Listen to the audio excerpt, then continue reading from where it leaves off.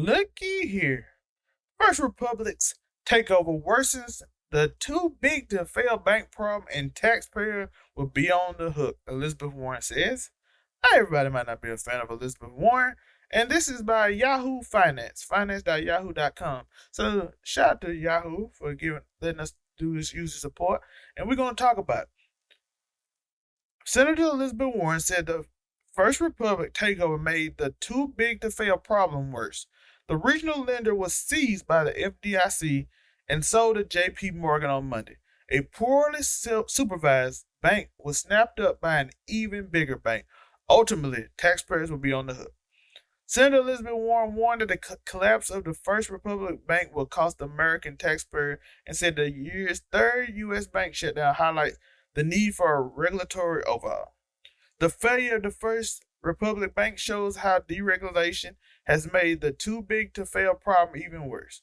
The Massachusetts Democrat said in a Monday's message to her 7 million followers on Twitter, too big to fail institutions are considered so large and interconnected to the financial system that their demise will wreak havoc on the economy.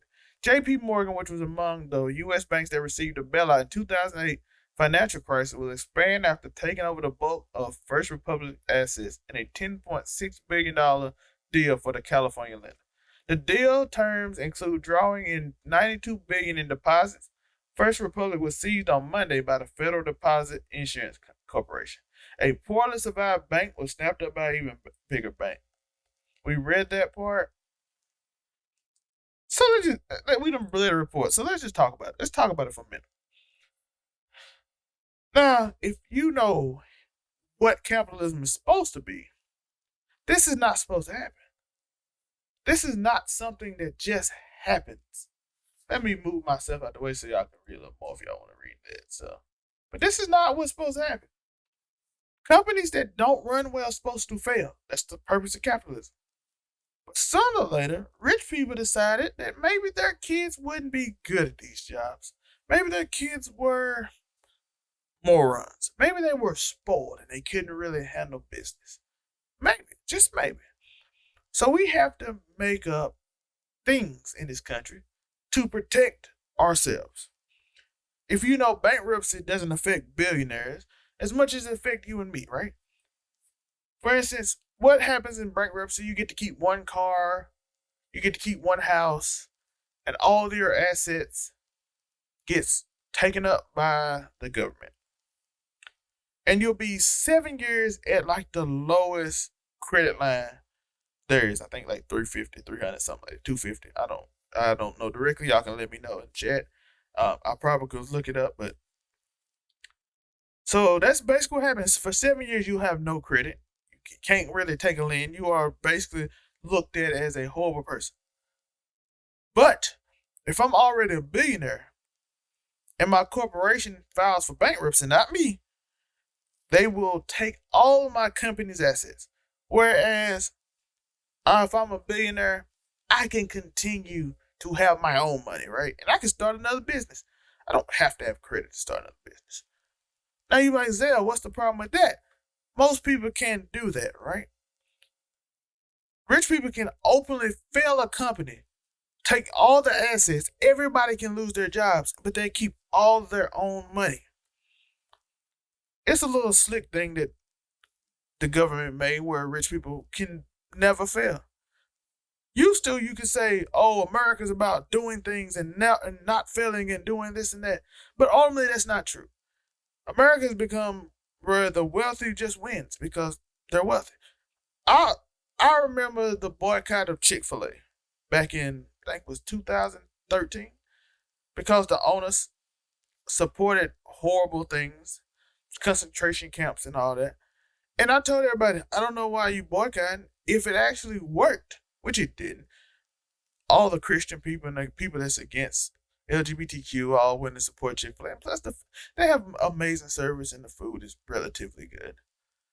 Not saying I support it. I'm just telling you, if that happens, people are going to go with their own wants and needs to the point where I started seeing it actually become more popular. But I was saying, even if you did boycott it, it wouldn't affect him. The gay girl that worked at the Chick-fil-A at the college campus when I was at Southern Miss would lose her job And that billionaire would still have the same amount of money he had. He would just lose Chick-fil-A. It would just be taken over. The company will go into bankruptcy. All the assets of the company would be gone, and the billionaire would just keep his money. Why? Because his money's not in Chick-fil-A. The only person this would actually hurt would be Elon Musk, who literally keeps all his money into his businesses and stocks. Elon Musk, the only person you can threaten that bankruptcy would probably destroy. Donald Trump has run so many bankrupt companies, it's insane. The man is horrible at business. Again, great marketer, horrible at business. He runs bankruptcy like it's out of style. It's fun. You see his non-profits and all get arrested and they seize all the assets. Donald Trump is still a billionaire. So the system is made for you to lose as a regular person. Because if you file for bankruptcy, you only can have a house and a car, and everything else you ever own for the next 7 years will almost be gone. They will seize everything, and you could just manage to survive.